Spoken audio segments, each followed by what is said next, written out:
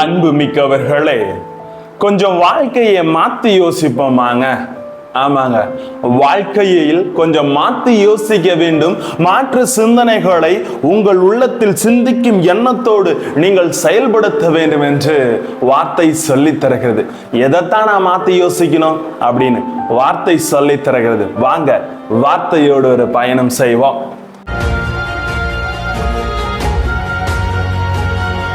Praise the Lord. இயேசுவுக்கே புகழ், இயேசுவுக்கே நன்றி. எனக்கு அன்பு மிக்கவர்களே, திருப்பாடல் 76. பிறப்பிலிருந்து நீரே எனக்கு ஆதாரம், தாயின் வயிற்றிலிருந்து நீரே எனக்கு பாதுகாப்பு என்று இறைவனது வல்லமையான பாதுகாப்பு நம்மோடு உடன் இருக்கிறது என்று வார்த்தை சொல்லி தருகிறது.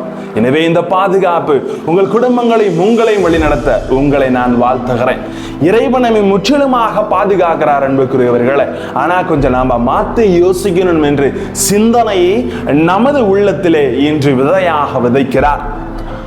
நமது மனிதரின் மனநிலை ஒவ்வொன்றும் ஒரு தேக்கு மரத்தோடு ஒப்பிட்டு பார்க்க வேண்டும் என்று நான் நினைக்கிறேன் அன்புமிக்கவர்களே. ஏனென்றால் இந்த தேக்கு மரம் வளருகின்ற ஒவ்வொரு தருணத்திலும் நாட்கள் செல்ல செல்ல, வருடங்கள் ஆக ஆக இதனது மதிப்பும் இதனது பலனும் அதிகரித்து கொண்டு தான் செல்கிறது, ஒருபோதும் குறைவதில்லை. இதை போலத்தான் நீங்களும் நானும் மாற்று சிந்தனைகளில் ஒவ்வொரு நாளும் சிந்தித்து செயல்பட வேண்டும். உங்கள் மாற்று சிந்தனை தான் உங்களுக்கு வாழ்வளிக்கிறது என்று வார்த்தை இன்று நமக்கு கற்பிக்கிறது அன்புமிக்கவர்களே. ஆம், இதைத்தான் இன்றைய முதல் வாசகத்திலே பிலிப்பு மக்கள் செய்கிறார்கள். அவர்கள் கொலையிலும் கொள்ளையிலும் முழுமையாக ஈடுபட்டு கொண்டிருக்கிறார்கள் இந்த பிலிப்பு நகர மக்கள்கள். எனவே இவர்கள் இன்று சிந்திக்கிறார்கள், இறை வார்த்தையை தங்கள் வாழ்வாக மாற்றுகிறார்கள். இந்த மாற்று சிந்தனை இவர்களுக்கு வாழ்வளிப்பதும் ஆசீர்வதிப்பதையும் நாம் பார்க்கிறோம். எனவே நமது வாழ்க்கையிலே மாற்று சிந்தனை என்பது ஒவ்வொரு நாளும் தேவைப்படுகிறது. ஆகையால் தான் இன்றைய நற்செய்தியில் நான் உங்களை விட்டு பிரிந்து செல்ல போகிறேன் என்ற உடனே சீடர்கள் மத்தியிலே ஒரு பய உணர்வு, ஒரு கலக்கம். நாம் என்ன செய்வது? நம்ம பெரியவர்கள் யார்? ஏன் நம்மளால் பேய்களை ஓட்ட முடியவில்லை?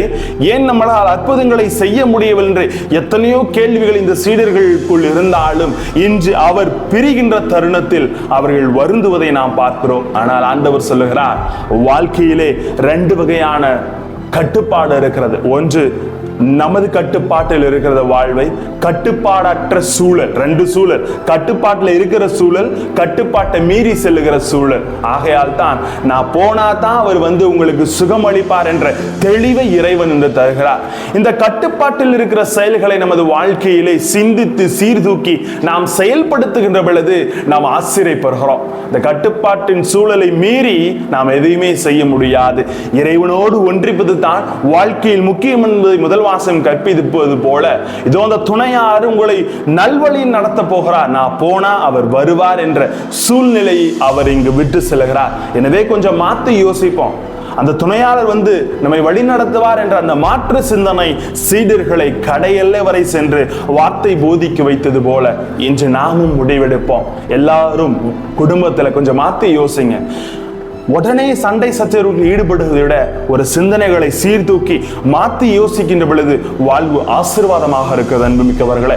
திருப்பாடல் ஆசிரியர் 4:8 சொல்லுகிறார், இனி நான் மன அமைதியுடன் படுத்துறங்குவேன், ஏனெனில் ஆண்டவரே நான் தனிமையில் இருந்தாலும் நீரே என்னை பாதுகாப்புடன் வாழ செய்கிறேன் என்று.